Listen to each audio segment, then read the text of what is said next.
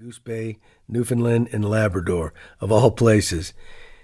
If you don't want to get out an atlas, let me tell you where that is. Think top right on a map of North America and you're close. Labrador is attached to the rest of Canada, while Newfoundland is an island further east in the Atlantic Ocean. Canadian Forces Base Goose Bay was established during the Second World War.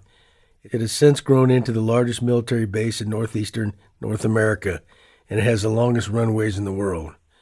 It's 3,000 miles to Great Falls, Montana, where I was born, on June 8, 1962, in case you don't have my baseball card handy, or 1,300 miles to Boston, which is really home, since that's where both my parents were from. How'd we end up in Goose Bay? My father, Bill Gibbons, rebelled against his optometrist roots and joined the military in research and development.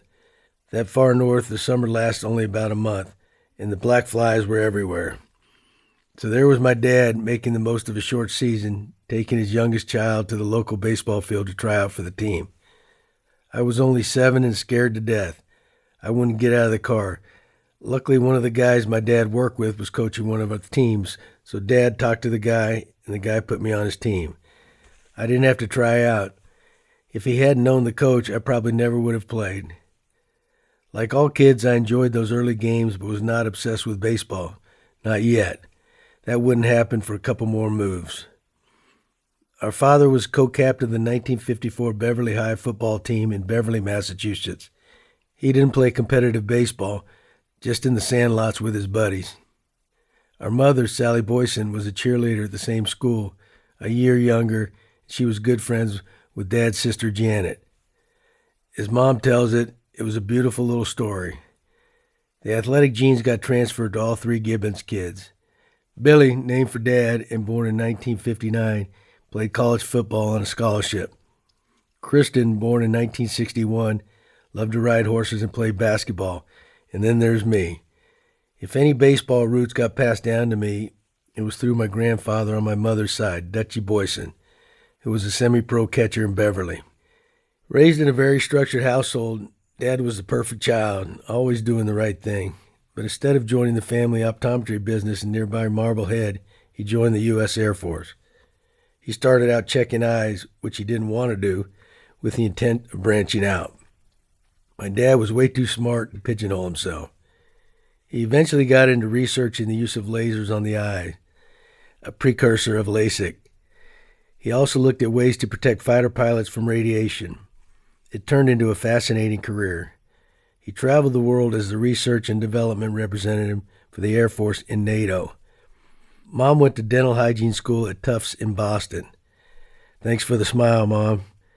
She wore me out complaining about my tobacco use. Mom's upbringing was quite different. My grandfather had a window blinds business, but it was actually a front. He was a small-time bookmaker. If you catch her in the right mood, she'll tell stories about being a mafia princess and how the mob guys used to scare her.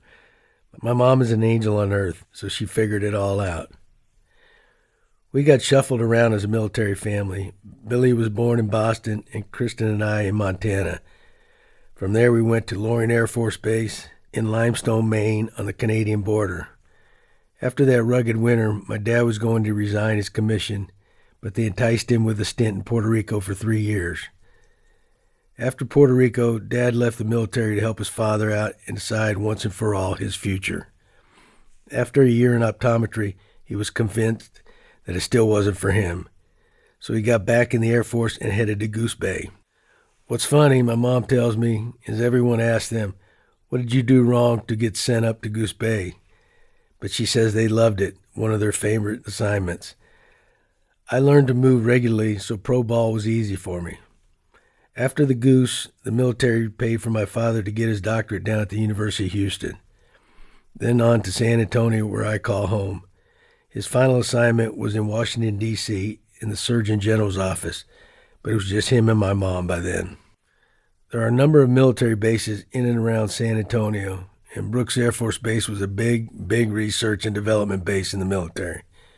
And so my dad was stationed there for an unheard of 13 years. Very rare in the military, but Dad had a unique job to do. When we moved to San Antonio, I was going into the 5th grade, and I graduated in 1980.